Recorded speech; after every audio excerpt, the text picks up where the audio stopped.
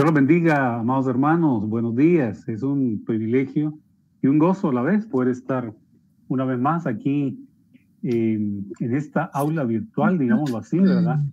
Donde podemos aprender de la palabra del Señor. Y pues bienvenidos. Vamos a prepararnos. Si tiene papel, lápiz o algo en que apuntar, su Biblia, ya sea en su dispositivo, pues ténganlo a la mano y vamos a estudiar juntos. Dios los bendiga. Amén, Dios les bendiga, amados hermanos.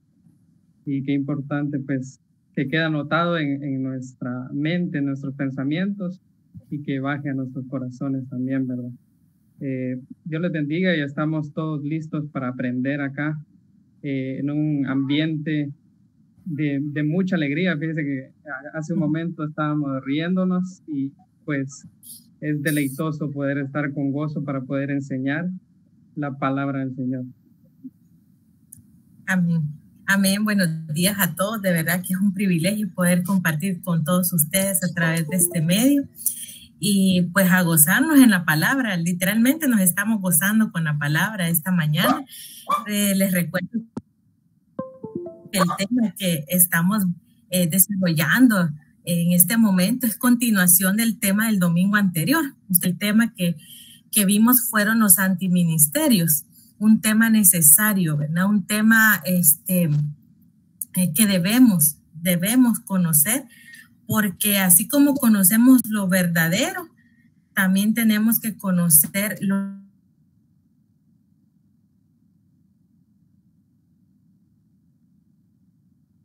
y deshabilitar todo aquello que sea contrario a los ministerios que capaciten a su iglesia, ¿verdad? A su amada. Se recuerdan que pues hablamos de los ministerios, pues obviamente hay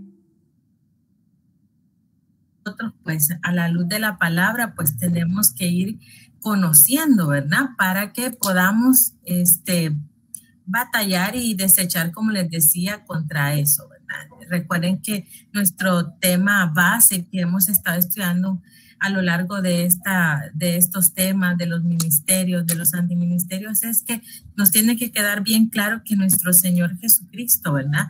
Él dejó constituido para la iglesia del Señor hombres domas, hombres con un ministerio, con un oficio, a cuales les llamó apóstoles, profetas, evangelistas, pastores y maestros. Y estos hombres son llenos del Espíritu Santo, son llenos de la gracia del Señor, son una gracia que se les ha dado y que pues nos cae a nosotros también, ¿verdad? Recordemos que, como les decía, cuando hay algo verdadero, siempre el enemigo va a buscar lo verdadero de la luz del Señor. Él siempre va a querer contrarrestar contra eso, poniendo una antítesis, engañando, porque él es el padre de la mentira, del engaño, y él pues lo que va a querer es extraviar.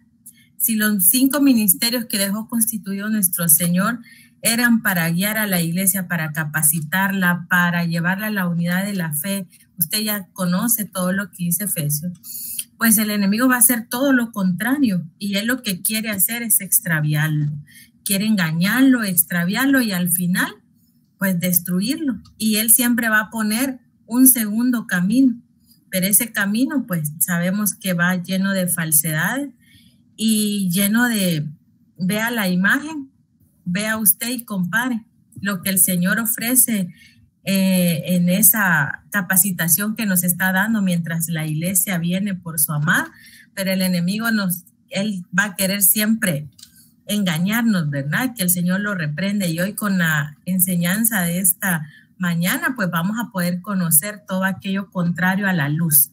En la Biblia pues el Señor nos habla siempre en número 5 representado de la gracia que Él nos ha dado, pero el enemigo también nos muestra un número 5, pero este número 5 es lleno de engaño, lleno de falsedad, y que a lo largo del estudio pues lo vamos a ir viendo, ¿verdad?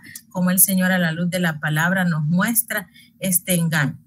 Yo recuerden que nosotros hablamos de que cuando hablamos de engaño y de falsedad, hay como dos escenarios. Hay uno que, bueno, fíjese que aquí solo para que veamos que incluso hasta el mismo diablo, que el Señor lo reprende, ese ángel se disfraza de ángel de luz. Así él trastoca, él le da vuelta a todo lo verdadero y él lo hace con un fin que, como ya le digo, que es engañarnos. Él tiene falsos guías, falsos profetas que van a querer seducirnos, ¿verdad? Y entonces ahí es donde tenemos que tener ese cuidado. Entonces le decía que en el antiministerio podemos encontrar dos caminos. Uno que es el antiministerio como tal, que es el que estábamos viendo el domingo pasado. Y ese es aquel que va en contra de lo verdadero, en contra de Cristo Jesús. Y él lo hace para extraviarnos. ¿Y extraviarnos para qué? Para muerte. Y veíamos un gráfico muy representativo a lo que en Proverbios 7, si usted lo tomó nota y usted logró leerlo, usted se da cuenta de que habla de un hombre simple, pero si no lo ha leído, pues lo invito y anótelo ahora y lo lee más tranquilo en su casita después del estudio.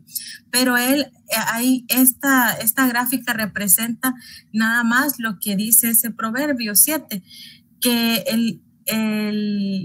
estos ministerios antítesis a la luz, lo que hacen es desenfrenar a la iglesia. ¿Por qué? Porque en Proverbios 29 nos habla de que no hay una profecía que pueda dar leyes a la vida del cristiano. Entonces, sin límites, sin leyes, nosotros pues no vamos a tener un hasta aquí el Señor nos permite, ¿verdad? Entonces, esto es lo que nos lleva a una cautividad.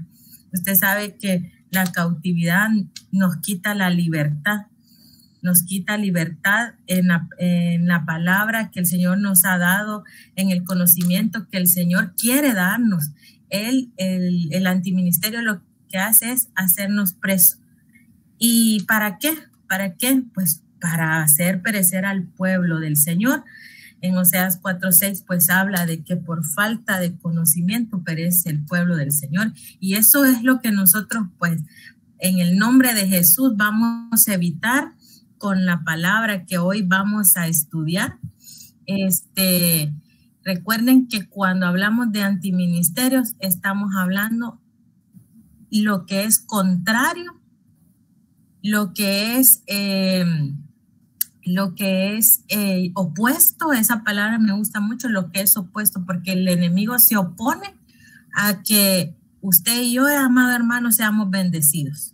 Y hoy lo vamos a deshabilitar y lo vamos a reprender porque vamos a conocer más de lo que dice la palabra del Señor.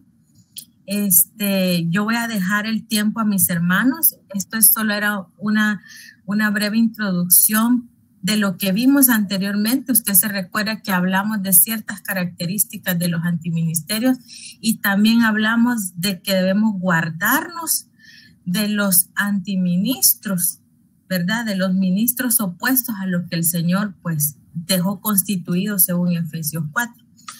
Y hablando de la falsedad del ministerio, pues yo les decía que había un antiministerio como tal, pero también hay otro peligro que incluso hemos sido enseñados que es más nocivo, es más peligroso, y es el pseudo ministerio. Y hoy vamos a hablar un poquito más de eso. Tenemos hoy con nosotros hermanito Henry y hermanito Wesley que nos van a apoyar para podernos enseñar sobre el pseudo ministerio. Así que los dejo con ellos. Gracias, hermanitos, y que el Señor me los bendiga. Amén. Amén. Como decía nuestra hermana Arely, hay antiministerios y pseudoministerios. O sea, son 5 antiministerios, pero el prefijo es el que cambia. Anti es lo opuesto, ¿verdad? Lo que se opone. Y el pseudo, pues aquí usted lo ve ahí en su pantalla, dice que se define como pseudo prefijo que es proveniente del griego y significa falso.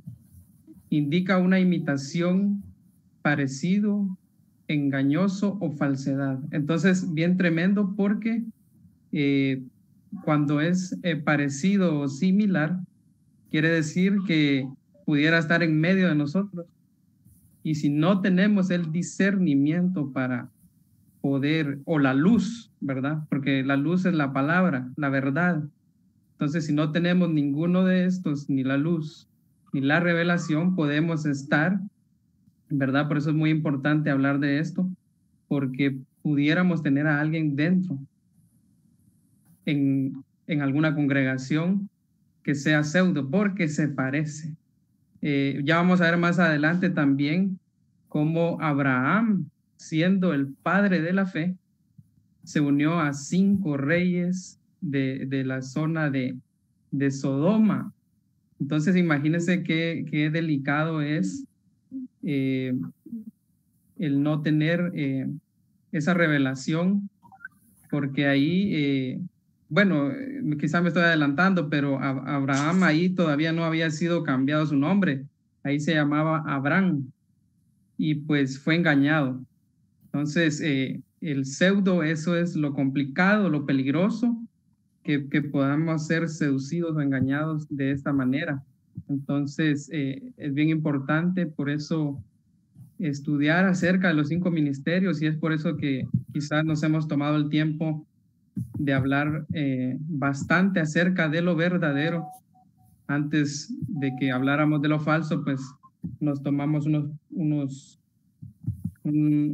varios meses para poder enseñar acerca de lo verdadero y que quedara lo mejor posible explicado para nosotros, ¿verdad? Para que podamos distinguir dentro de lo verdadero y lo falso. Y si usted está viendo ahí en su pantalla, se recordará que hablamos acerca de las alas de los 5 ministerios, que eran el águila, la gallina, la paloma, la cigüeña y el halcón. Y aquí, amados hermanos, nosotros estudiando, pues también a la luz de la palabra, ¿verdad? Pudimos identificar que también hay falsas alas, que hay alas de los antiministerios. Y ahí usted ve el cóndor, el avestruz, el cuervo, el pelícano y el búho.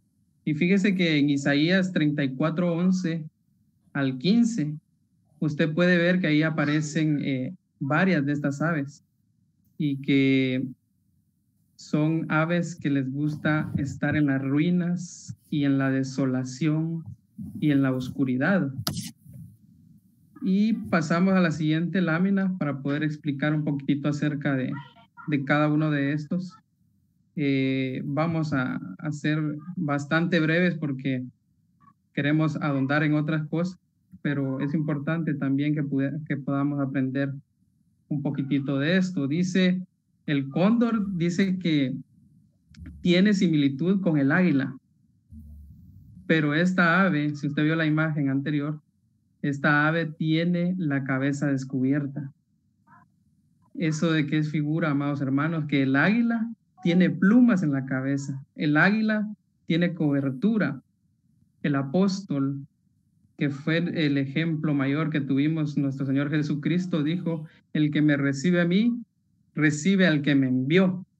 Entonces es un enviado que tiene cobertura. Y aquí vemos que el cóndor no tiene cobertura, tiene la cabeza descubierta. Dice que no construye nidos. Fíjese que también se mantiene en las partes altas como el águila, pero dice que este no hace nidos, por lo tanto no edifica casa.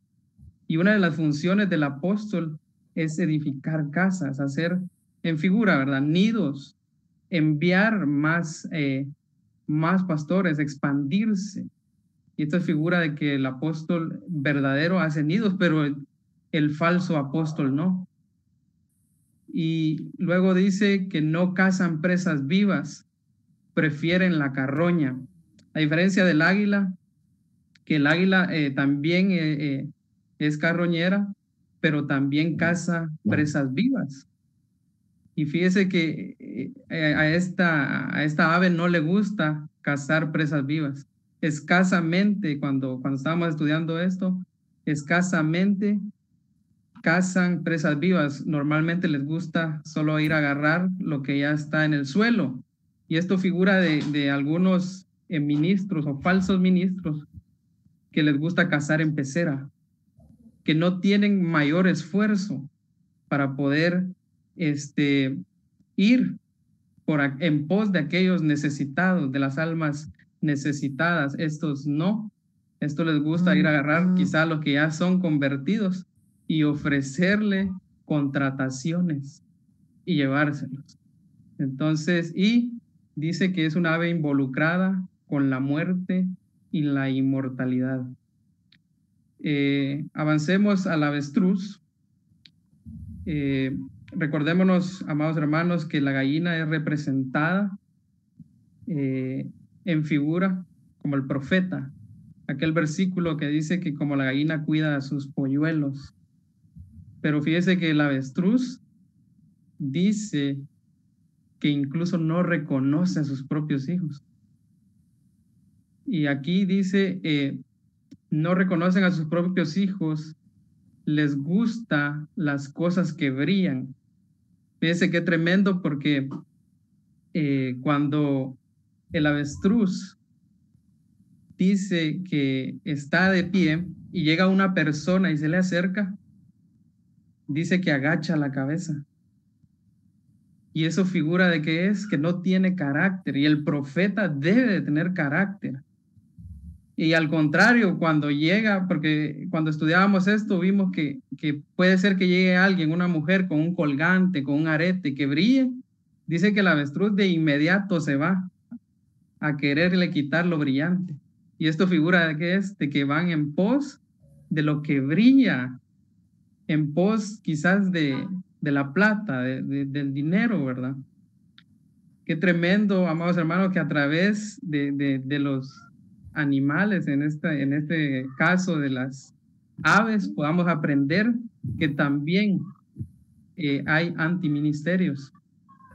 En Job 39:13 al 18, ahí podemos ver todas las características que expresa el Señor en la Escritura acerca del avestruz. Porque fíjese que cuando uno estudia acerca de este animal, pues muchos estudiadores dicen que el cerebro de esta ave es más pequeña que cualquiera de sus ojos. Y la consideran una ave que es tonta. Y fíjese que cuando uno va a la luz de la palabra, a la luz de la Escritura, dice la Biblia que Dios le privó de sabiduría e inteligencia. O sea que lo que los científicos hoy descubrieron ya estaba escrito en la palabra del Señor. Dice que desampara sus huevos y sobre el polvo los calienta. Usted puede leer, amado hermano, ahí en Job 39:13, ahí aparece todo esto. Y endurecen el corazón con sus hijos como si no fueran suyos. Entonces, lo contrario de la gallina, que cuida a los polluelos, que les da cobertura, el avestruz no, el avestruz los deja ahí en el polvo, ni siquiera les da ese calor que es necesario, ¿verdad? Cuando son huevos o cuando son polluelos. Fíjese que bien curioso, porque también dicen que el avestruz le pueden ir a dejar hijos que no son de ella o de él, y pues ella ni cuenta se da. Podría cuidar hijos que no son de él, que no son del avestruz. No se da cuenta. ¿Por qué? Porque no tiene buena visión, y el profeta debe de tener buena visión, como la gallina.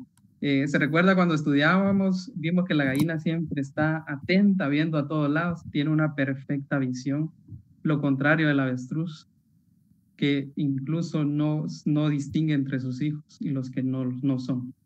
Y en el cuervo, amados hermanos, vemos en Génesis 8:7 que Noé envió primero a un cuervo que dice que éste iba y venía.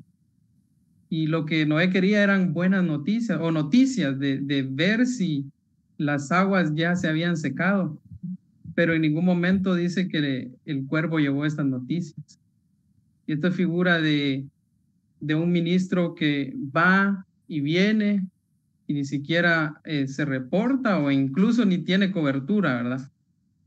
Y que es posible que en el camino pueda encontrar, porque esta es una ave también de carroña, pueda encontrar comida fácil y se quede comiendo y pierda la visión por la cual él fue enviado, que fue a dejar buenas noticias. Dice que son amigos de los lobos, que trabajan en equipo, hacen rituales con hormigas, dice que las matan y se restriegan encima de ellas a manera de bañarse. Y bien sorprendente porque también dice que son imitadores y pueden clonar los sonidos de otros animales. Fíjese que el cuervo dice que puede ser la voz del lobo, la voz de otras aves. ¿Y esto para qué? Para engañar. Esto para imitar, para poder después cazar fácil. Dice que pueden, también son oportunistas y que atacan por la espalda. Fíjese que el cuervo es el único animal, dice, que se atreve a atacar al águila. Y dice que lo hace en la espalda, No dan la cara, atacan por la espalda, y el águila dice que lo que hace es alzar vuelo, hasta que llega a alturas que el cuervo no puede contener la respiración, a tal punto que cae. Entonces esto figura de que ellos no pueden estar, ¿verdad? Estamos hablando aquí del evangelista. No pueden estar en lugares altos, no pueden alcanzar la presencia del Señor, porque están acostumbrados a ser imitadores, están acostumbrados a ser oportunistas, que atacan por la espalda. Veamos rápidamente, amados hermanos, el pelícano, y no sé si mis hermanos quieren intervenir para que... o continúo. El pelícano dice que es venerado por los religiosos. Aquí le pusimos los religiosos, pero usted se imagina de quién pudiéramos estar hablando. Y dice, y comparado con Cristo mismo. Fíjese que es bien tremendo cómo esta religión venera tanto a este animal, que lo compara con Cristo mismo, y así como el buen pastor que su vida da por las ovejas. Dice que el pelícano, por eso pusimos la imagen ahí del pelícano que está picándose el pecho, porque según la historia de ellos, el pelícano te pica el pecho y dice que le da sangre a sus polluelos, lo cual es falso, porque cuando uno investiga bien, esto es una historia que ellos han inventado para poder venerar a este animal. Y lo venden como un falso símbolo de amor maternal. Dice que en ocasiones lo llegaron a poner en el altar donde Cristo ofrece su sacrificio. Fíjese que hay una imagen en donde este animal está puesto alimentando a sus polluelos de esta manera, como lo acabo de explicar, que pica su pecho, y está en el libro de los 7 sellos. Imagínense qué tremendo eso, amado hermano, qué engaño más grande, porque el pelícano es considerado en el Antiguo Testamento como una ave inmunda, por lo que no puede ser usada para sacrificio. Entonces ahí están engañando a la gente.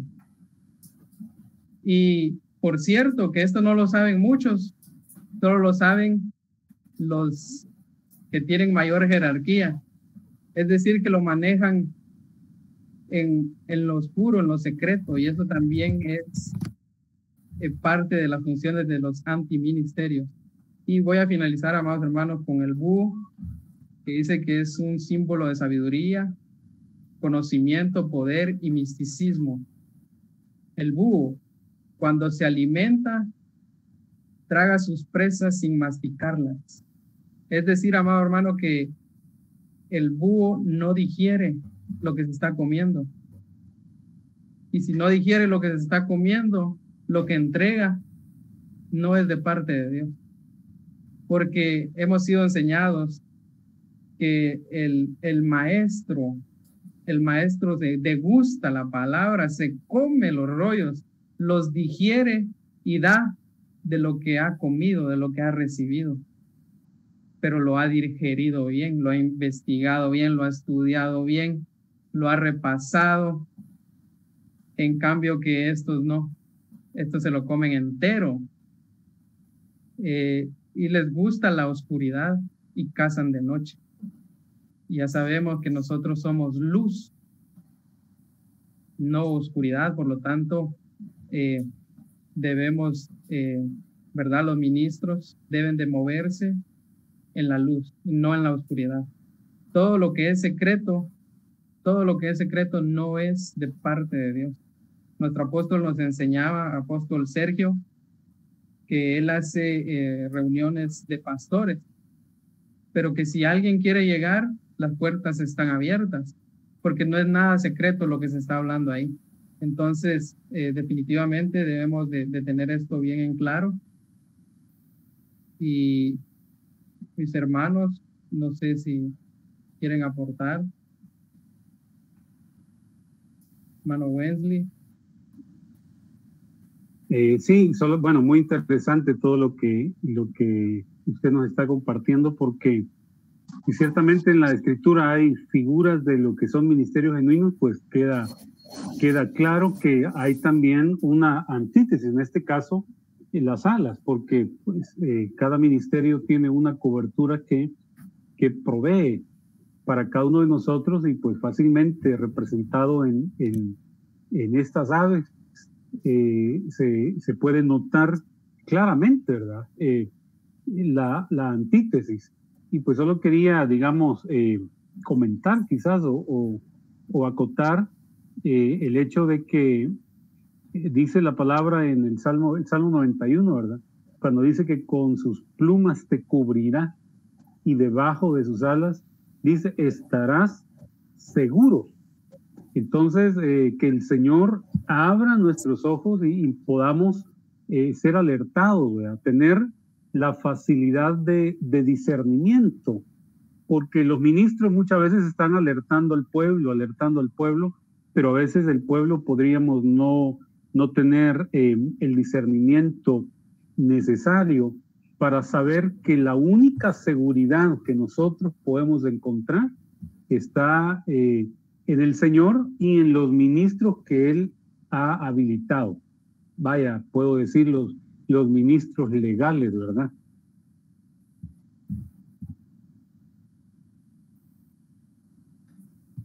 Sí, amén.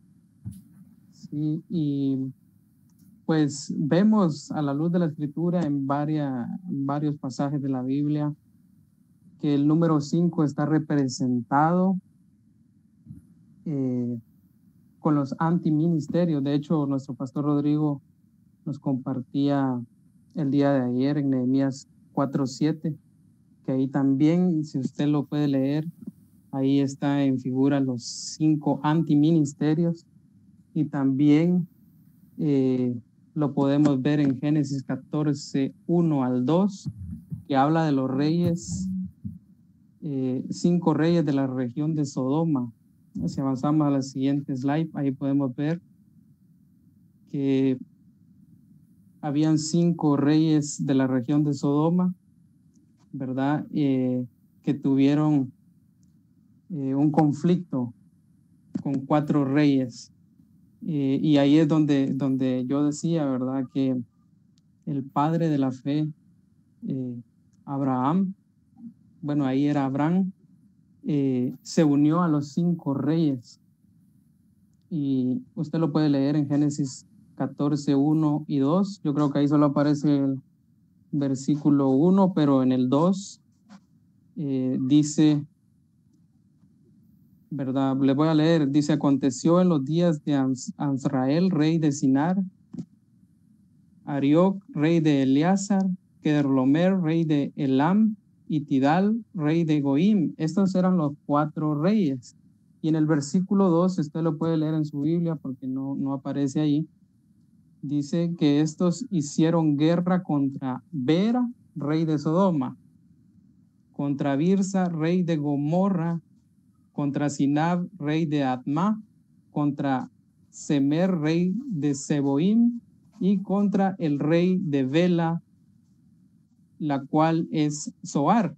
Entonces, el punto, amados hermanos, es que Abraham se puso a favor de los 5 reyes. Y esto, amados hermanos, es bien delicado porque, como decía el hermano Wensley, el discernimiento de, bueno, aquí hablando de nosotros, ¿verdad? No hablando quizá de los ministros,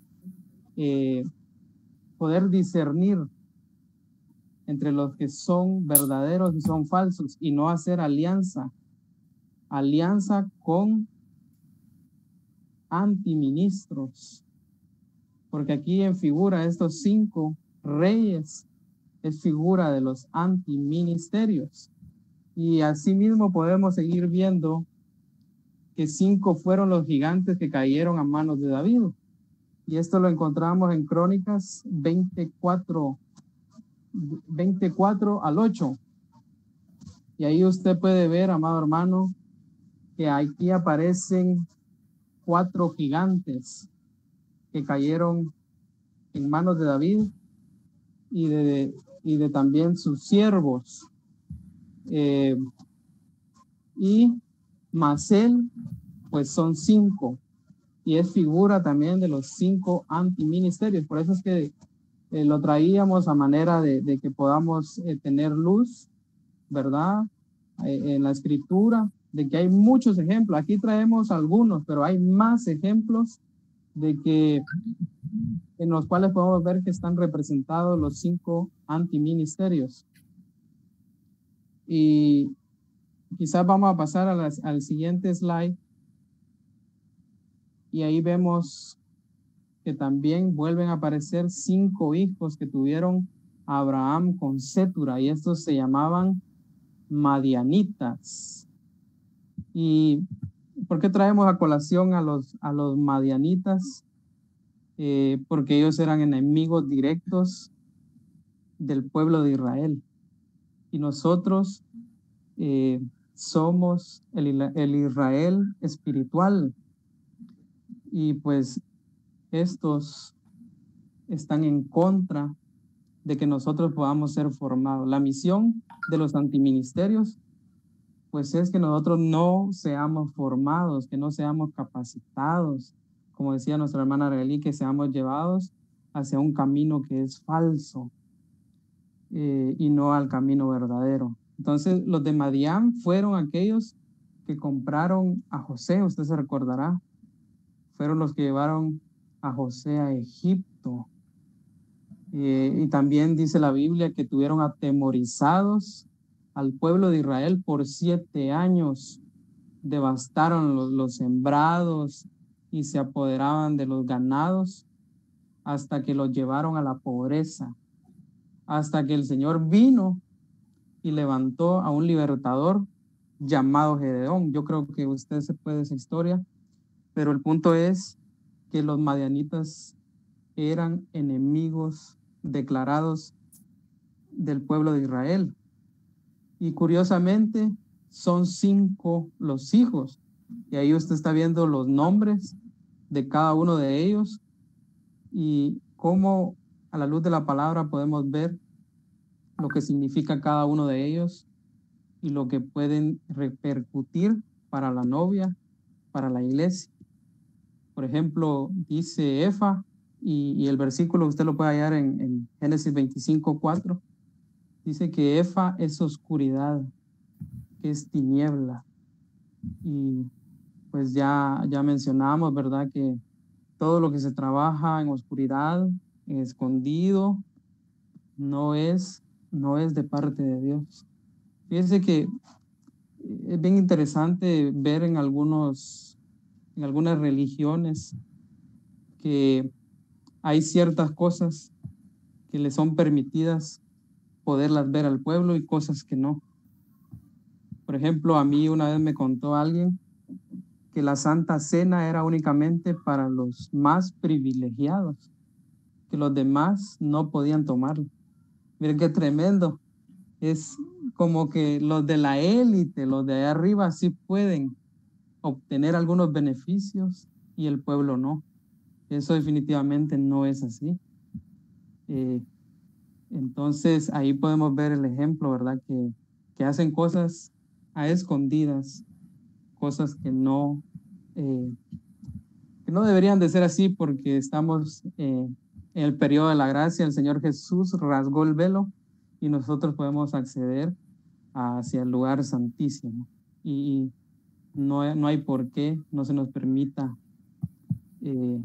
acceder, tener luz, ¿verdad? Hay enseñanzas que se dan y que es evidente, ¿verdad? Que quizás alguien que es nuevo no las va a poder digerir y es comprensible que a veces hay temas que se toquen entre los ministros, pero hay cosas que son concernientes que deberían de trasladarse hacia el pueblo, pero que hay en algunos lugares que no lo hacen, lo mantienen en secreto, porque según ellos es solo para ellos, ¿verdad? La revelación que solo es para los de la élite. Luego vemos a Ofer, dice que es traducido en el Strong 6082 como venado o siervo joven. Y pues aquí podemos ver que el ministro pues tiene que tener un recorrido ministerial, tiene que ser preparado. Es por eso que nosotros tocamos acerca de los 5 ministerios, porque los ministros preparan a otros ministros. Somos preparados, somos enseñados, capacitados para que en su debido momento, y si el Señor así ha llamado a ese ministro y ha dado frutos de que es un ministro, porque no nada más se le va a nombrar, sino que se le va a reconocer como ministro porque ha dado frutos. Entonces llegará el momento, pero no puede ser un neófito. Ahí dice, alguien, neófito es alguien nuevo. Dice que ese siervo joven es alguien menor a 1 año. Entonces definitivamente no puede haber un ministro que llegó a la iglesia y aprendió porque es quizá de buena mente, de mente retentiva, y ya a los 3, 4 meses ya quiere que se le nombre como pastor. Eso no funciona así. Eso nos deja ahí ver este nombre Ofer. Luego vemos a Enoc, que dice que es estrechar. El Strong 2596. Ahí lo puede ver usted, que es estrechar, que es disminuir también.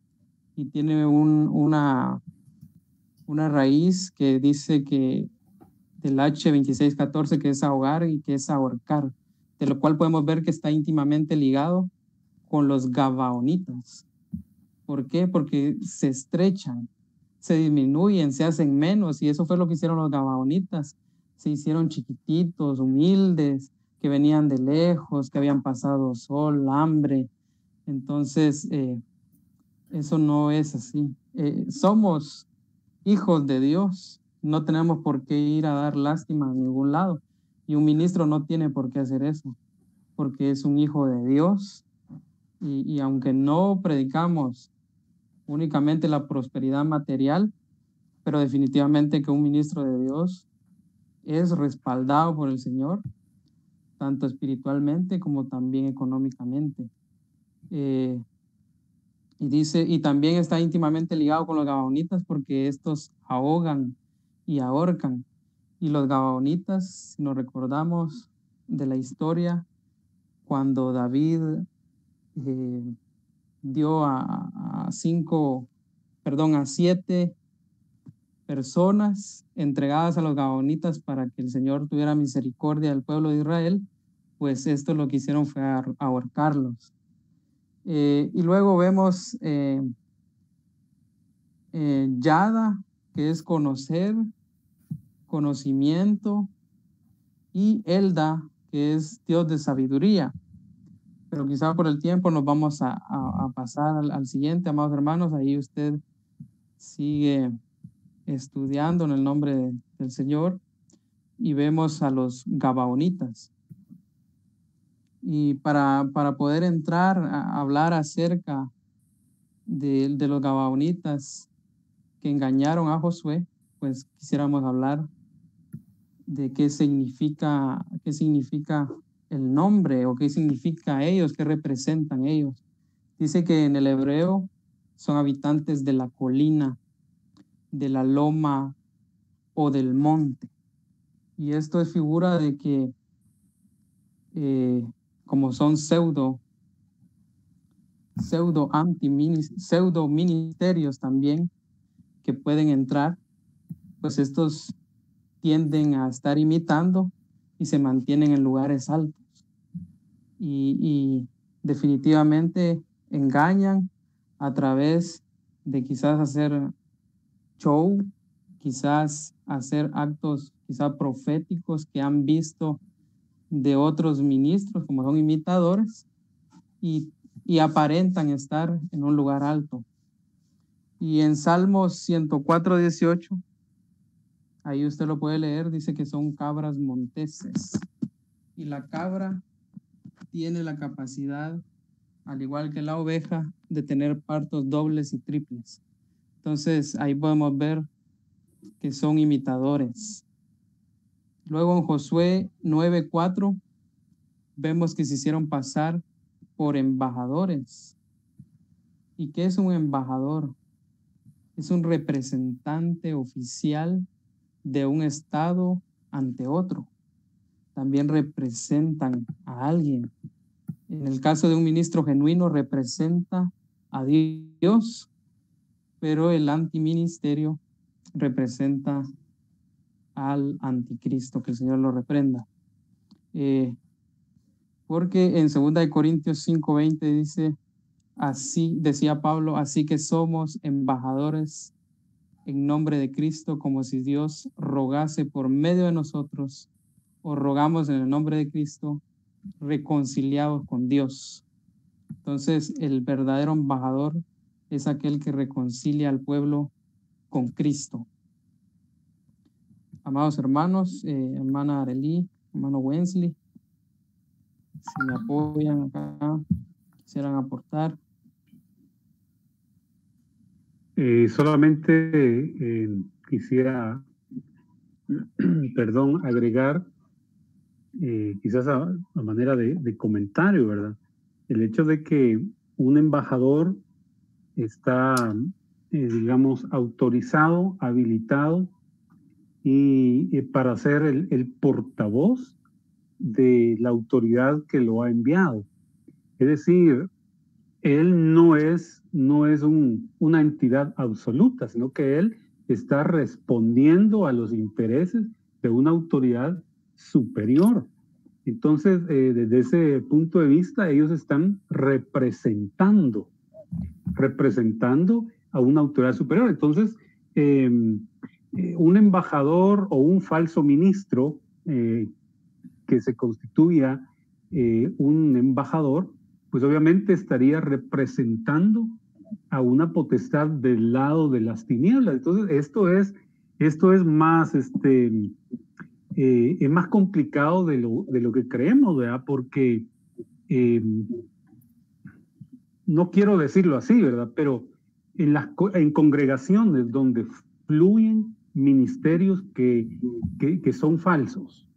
Se oye fuerte, ¿verdad? Pero en congregaciones donde fluyen ministerios que son falsos o que son pseudos. Ya dijimos que lo falso, digamos, estaría más fácil de reconocer que los pseudo, pero en congregaciones donde fluye un pseudo ministerio, estos son a manera de embajadores, pero del lado de las tinieblas. Mencionábamos el domingo pasado que pues alguien podría decir, bueno, mire, ahí hay cosas que no están bien, pero viera que me hacen sentir bien, viera que tienen amor, viera cómo lo atienden a uno, aunque la doctrina está chanfleada, ¿verdad? Aunque no está muy ajustado, pero la parte buena está bonita. Pues fíjense que definitivamente la parte que podríamos decir que está buena obedece a una potestad, pues, porque en lo pseudo esa es la característica, que se ha colado la serpiente en el Edén y todo está bonito, pero hay algo que de repente va a comenzar a minar, a atrapar, a leudar todo lo demás. Entonces, es bien interesante lo que está tocando mi hermano Henrito, porque los gabaonitas, como un pseudo ministerio, ellos estaban buscando no ser destruidos, fueron tomados por Josué como tributarios, pero esa era la estrategia para estar dentro del pueblo de Dios, y al estar dentro del pueblo de Dios, el enemigo pues toma ventaja, porque entonces hay cosas que van a ser menoscabadas, como la doctrina, qué sé yo, la presencia de Dios, etcétera. Quizás también lo más impactante de ese pasaje o esa figura de pseudo ministerio es que al final bueno, como usted dice, hermano Wesley, estos embajadores tenían un propósito y no querían ser destruidos y querían lograr un pacto con Josué para tener esa certeza que no iban a ser destruidos. Y lo más impactante es que Josué no le consultó al Señor y les creyó y lograron hacer ese pacto. Entonces, vean cómo Josué, que era una figura tan representativa, ¿verdad?, en la Biblia, que nos habla de que es un siervo de Dios, y aún así cayó por no haber consultado al Señor. Y entonces podemos ver en esta falsa reconciliación, porque en realidad no era un pacto que era verdadero, porque ellos tenían intenciones oscuras, y quizás retroalimentando un poquito lo que hablaba de la oscuridad del hijo el hijo Efa, ¿verdad? Que hablaba hermano Henrito, me impactaba bastante, porque el Señor nos recuerda de que Él es la luz. Dice, yo soy la luz, y el que anda en mí no andará en tinieblas. Y entonces con esta enseñanza es lo que nosotros queremos, pues primeramente nosotros, ¿verdad?, tomar rema de eso, y que la luz de Cristo esté en nosotros. Entonces, viendo todas estas figuras que aparecen en Josué sobre los pseudo antiministerios, podemos ver que ellos dice que ellos utilizaron sacos viejos sobre sus asnos, porque ellos buscaron todos los elementos más viejos que podían haber para engañar a Josué, diciéndoles que ellos venían desde muy lejos. Y vean qué pusieron ellos sobre sus asnos, sacos viejos. Y esto puede representar lo que es un antiapóstol, porque el hermano Henrito nos hablaba cuando hablaba de las alas, pues que el apóstol es una cobertura como tal, ¿verdad? Y en el caso de esta figura, aquí podemos ver cómo estos mantos viejos que estaban sobre estos asnos, en lo verdadero, pues representa el gobierno del Señor sobre la humanidad, ¿verdad? Pero colocando sacos viejos nos habla un menosprecio de esa autoridad de Dios, porque no se da lo mejor, sino que menosprecian dando una figura de lo viejo, de poco valor. Vean cómo podemos en esta figura ver un antiministerio en el caso del apostolado, en el caso del profetas, ellos mencionan que había cueros viejos de vino, estaban rotos y remendados. Y en Lucas 5:37, pues la palabra nos recuerda, ¿verdad? Y nos dice que nadie echa vino nuevo en odres, nuevo en odres viejos, haciendo referencia al nuevo pacto, ¿verdad? Que es en nuestro Señor Jesucristo. Y tampoco, porque igual eso se rompe, ¿verdad? No se contiene. Entonces ese nuevo pacto se pierde en nosotros. Hablamos de un antievangelista cuando vemos la figura de los zapatos viejos y recocidos. Ustedes hablaban de lo necesario que el evangelista, ese calzado, ¿verdad? Tenga un calzado de tejón. Pero acá vemos un falso evangelista que tiene un zapato viejo, desgastado, lo que hace que figura de promulgar un falso evangelio, ¿verdad? Un falso evangelio porque es a la medida de lo que uno quiere escuchar en aquellos iglesias, como mencionaba el hermano Wesley, ¿verdad? Pero es que esto sí me gusta, por eso me quedo acá. Pero en realidad puede ser un falso evangelio, ¿verdad?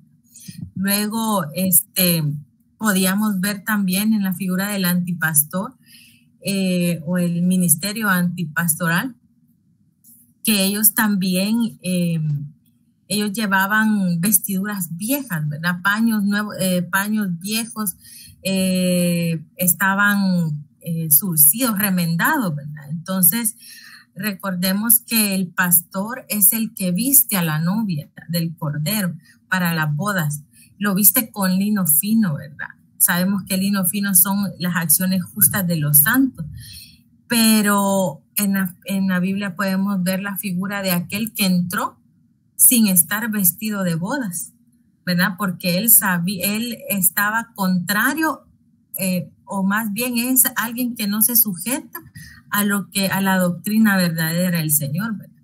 Entonces, recordemos que una cobertura, un vestido no puede ser remendado porque el Señor no nos lo va a dejar pasar. Tenemos que ser cubiertos con lino fino, ¿verdad? Y también en la quinta figura, porque recordemos que el número 5 nos habla siempre de gracia, pero el enemigo lo va a trastocar y lo vuelve del lado de las tinieblas, que el Señor lo reprenda. Mire qué tremendo. Como figura número 5, ellos llevaban pan seco y mohoso, haciéndole creer a Josué que durante todo el camino se les había hecho viejo, haciendo énfasis en un recorrido ministerial falso, ¿verdad? Recuerden que el pan es figura de la palabra, y vea cómo ellos presentan, y lo más impactante, por eso les mencionaba esto al inicio, que ellos compartieron de eso con Josué y ellos aceptaron y comieron. Entonces vean cómo Josué, por no haber consultado al Señor, hacen un pacto con todas estas figuras que no eran los ministerios que el Señor, pues, hoy en día, pues, nos ha dejado, y si lo traemos a hoy en día, pues, que tenemos que tener cuidado.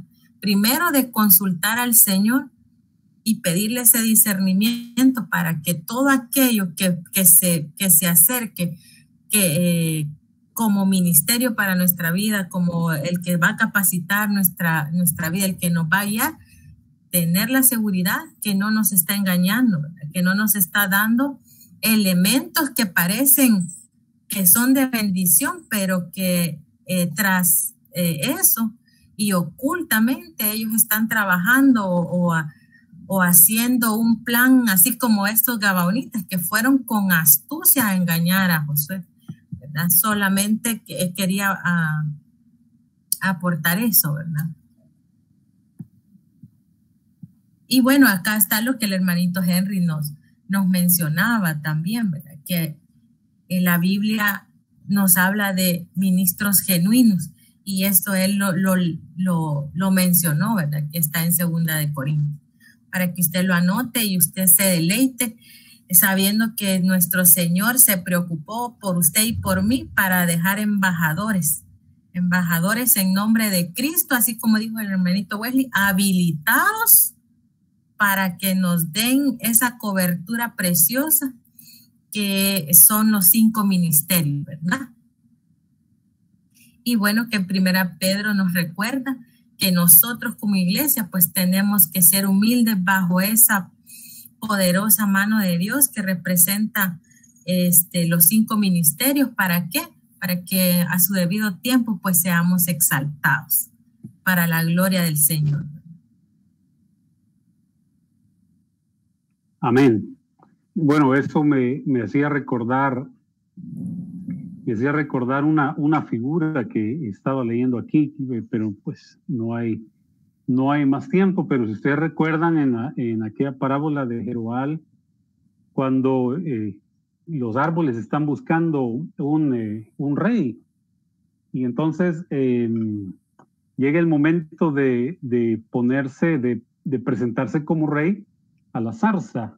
Entonces recuerden que la vid no quiso ser rey, dijo, yo no he de dejar mi dulzura por ir y gobernarlos a ustedes, pero me llamó la atención que había una zarza que sí. La zarza dijo, si realmente me quieren, vengan y humíllense bajo mi sombra. Si se niegan, que salga fuego de mí y consuma a los grandes cedros del Líbano. Un falso ministerio tiene un fuego que consume a otros, no lo consume a él, porque sí recordemos, amados hermanos, que Moisés fue llamado para un ministerio genuino con una figura, y era la zarza que ardía pero no se consumía. Entonces un ministro tiene un fuego que debe consumirlo a él, debe quemar todo lo que no es de Dios, pero en él. No es un fuego que sale quemando a los que está cubriendo. Pero bueno, no es eso lo que quería decirle, hermano. Fíjese que tenemos aquí el caso del rey Acaz, y yo creo que usted lo ha leído, no me voy a tardar mucho en esto, pero si usted recuerda, Acaz buscó a un rey que se llamaba Tiglat-Pileser. Eso usted lo puede encontrar en el segundo libro de Reyes, capítulo 16. Y usted recuerda que Acaz se enamoró del altar que había en Damasco, la ciudad más importante de Siria en aquel momento, y él se enamoró de ese altar a tal punto que mientras Acaz estaba tributando a Pileser, a Tiglat-Pileser, que era una alianza malvada que Acaz tenía, él había encontrado en este hombre un refugio para poder proteger al pueblo de Dios. Fíjense qué tremendo. Entonces, mientras él está allá y se enamora del altar, él le ordena al sacerdote Urías, le da el diseño, le da la descripción del altar conforme a toda la hechura. E interesantemente, el sacerdote Urías edificó el altar conforme a todo lo que el rey Acaz había enviado desde Damasco, dice la escritura. Entonces me llama la atención porque estamos hablando de lo que son, o de lo que es el pseudoministerio que esconde dentro de lo que es verdadero, ¿verdad? Si podríamos decir, dentro de aquella medida de harina, puede esconder algo que puede leudarlo, puede afectarlo. A la larga, se va a notar en las vidas, creo yo, en las vidas de las personas. Ahí es donde se nota cuando hay un pseudo ministerio. Ahí se nota, no hay cambios genuinos en las vidas de las personas. Recordemos que el verdadero evangelio es el poder de Dios para salvación y que también trae transformación al alma del hombre. Sin embargo, encontramos, hermanos, que Acaz hizo unas reformas en el culto a Dios. Esto es muy grave. Con ese pseudo ministerio, Acaz logró hacer unas reformas, y lo primero fue llevar ese altar hasta el templo de Dios. Llevó este altar, hermanos, y dice la escritura que él puso este altar, fíjense bien, él movió el altar de Dios, el altar principal que era el del holocausto. Acaz lo mueve, y entonces pone en su lugar el altar, el gran altar, dice la escritura, Hagadol Mizbach, el gran altar, lo coloca hermanos, y junto a ese gran altar coloca el altar movido.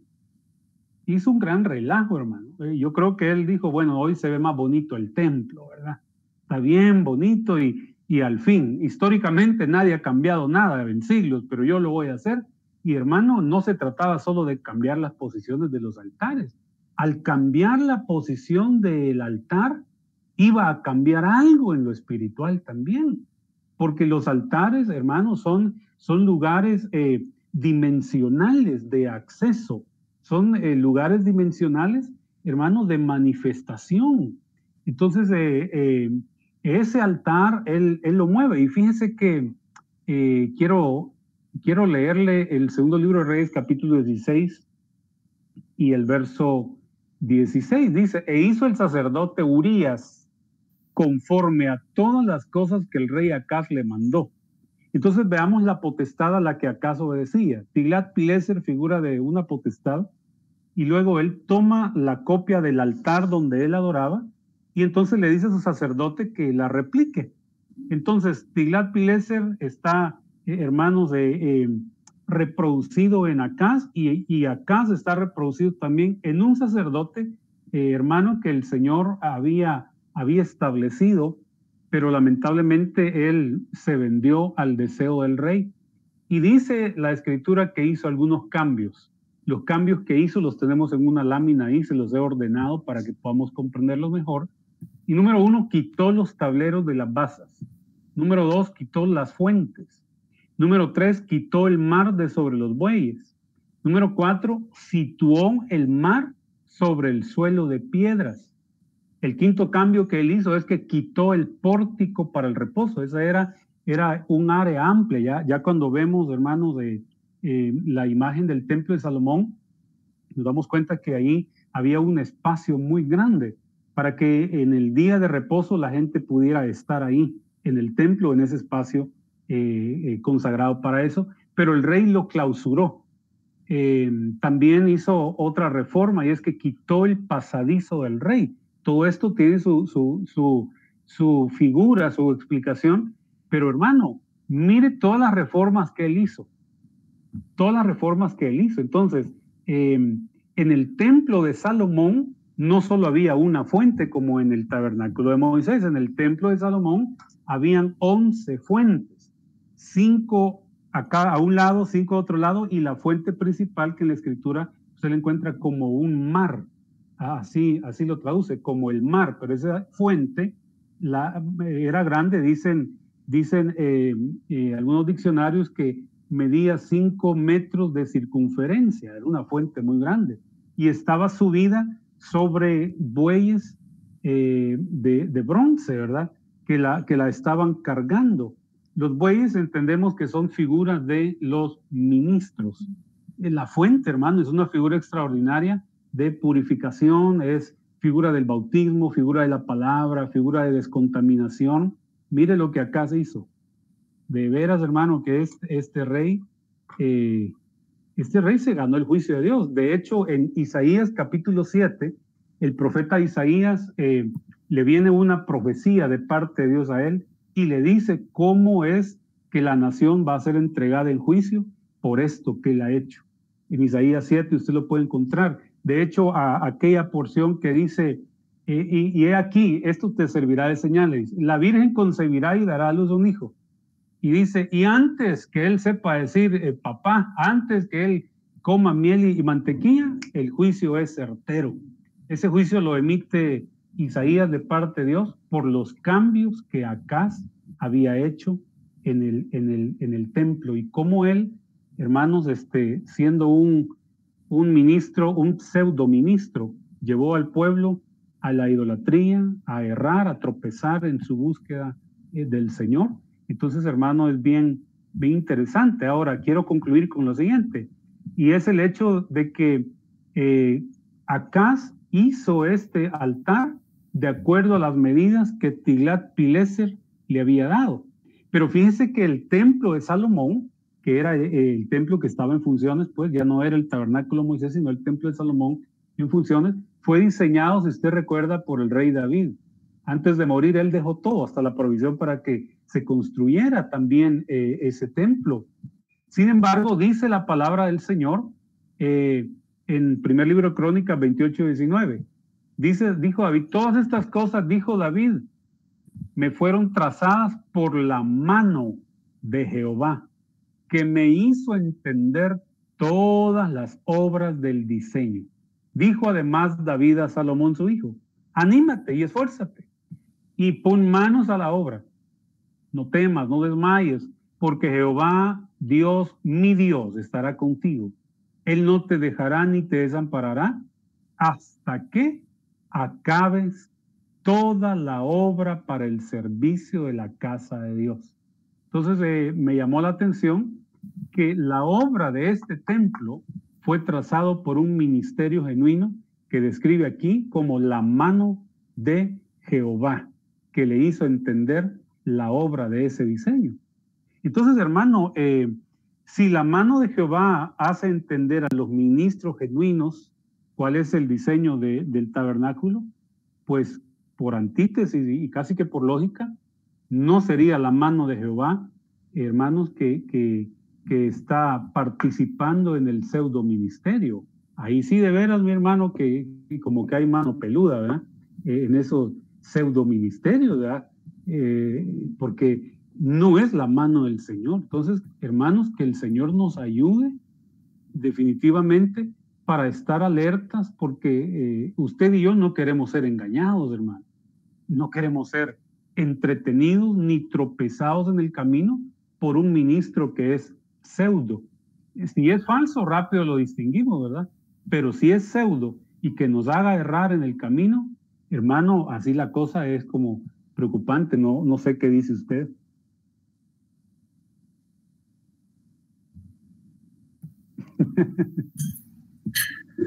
Sí, amén. Sí, y es impresionante porque igual la misma palabra pues nos ayuda o nos advierte para no ser seducidos con estos antiministerios. Y en Primera de Pedro 2:1 podemos ver que la palabra nos dice, desechando, dice. Cuando hablamos de desechar, despojándonos, literalmente, separando, podemos mencionar, el que uno, fíjese acá, toda malicia, cuando hablamos de malicia, de toda maldad, problema, depravación que pueda traer este antiministerio a nuestra vida. 2, todo engaño, truco, carnada. Vea cómo el antiministerio quiere hacernos caer con carnada, ¿verdad? Y nos acecha, fíjese, toda acechanza, o sea que sí está acechando. Número 3, desechando hipocresías, ¿verdad? En un actuar fingido, desechando toda envidia, ¿verdad? Malas voluntades, celos y toda difamación. Luego en el versículo 2 y 3 dice que en el 1 nos dice que desechar, pero en el 2, mire qué lindo, y eso es lo que tenemos que desear usted y yo, amado hermano, porque dice, desead como niños recién nacidos la leche pura de la palabra. Mire, doctrina, amado hermano, una doctrina pura, dice, para que por ella crezcáis. Si le ponemos salsa a los tacos, como decía el apóstol, para que por ella crezcamos todos nosotros, amado hermano, para salvación. Y si es que habéis probado la benignidad del Señor.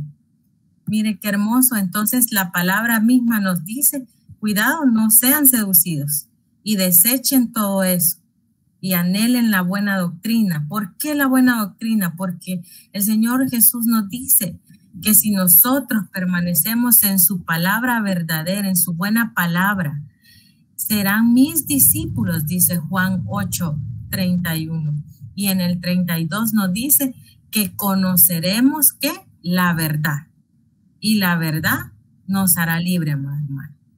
Con este tema nosotros hemos querido aprender a conocer la verdad, porque la verdad la conocemos conociendo toda la falsedad que el enemigo nos quiera mostrar, que nos quiere engañar, pero esa verdad, esta mañana en el nombre de Jesús, usted y yo hemos sido libres porque la hemos conocido. No sé si mis hermanitos quieren agregar algo antes de finalizar ya este hermoso discipulado. Amén. Sí, bien, bien interesante el poder estar aprendiendo, ¿verdad? Aprendiendo como discípulos para no ser seducidos. Y lo que decía mi hermano Wensley de este rey Acaz, que pensó que iba a poner más bonito el templo, ¿verdad? Me recuerda también a David cuando dijo, ¿y para qué? Me imagino yo, ¿verdad? Que haber dicho, como dijo usted, poniéndole salsa a los tacos, haber dicho, ¿y para qué llevan el arca en los hombros? Pues? Pongámosle ahí unos carritos y para que esto sea más bonito, y eso se llama humanismo. Eso es humanismo y eso tampoco debemos de, bueno, nosotros, ¿verdad? De ir aprendiendo que si en alguna iglesia vemos que de repente hay hielo seco o ponen a un DJ, pues eso no es de Dios. Debemos de tener claro esto y seguir aprendiendo, porque incluso estos saben bastante Biblia y por eso es de que engañan a los demás. Y por poner el último ejemplo, amados hermanos, yo sé que ya no hay tiempo acerca de los gabaonitas, porque ellos engañaron a Josué, porque ellos conocían Biblia, ellos conocían cómo entrarle a Josué, y eso lo podemos ver en Deuteronomio 20, 15 y 17 al 17. Les voy a leer el 15 porque ahí está lo interesante de esto. Así harás a todas las ciudades que estén muy lejos de ti, que no sean de las ciudades de estas naciones. Cuando acá la Biblia dice que estas ciudades puedan tener misericordia y que no sean destruidas, es porque eran unas ciudades lejanas a las 7 ciudades que se le había ordenado al pueblo de Dios que las destruyeran. Porque en el 17 usted puede ver que es el eteo, el amorreo, el cananeo, el pereceo, pero el Señor le dice a las ciudades que estén lejos de ti, a esas les puedes dar misericordia, en otras palabras. Entonces, ellos se hicieron pasar que venían desde muy lejos, que incluso el pan se les hizo mojoso y las ropas viejas, con tal de aparentar de que venían de lejos. Entonces ellos sabían cómo entrar a Josué y así fue como lo engañaron. Solo eso quería aportar, amados hermanos.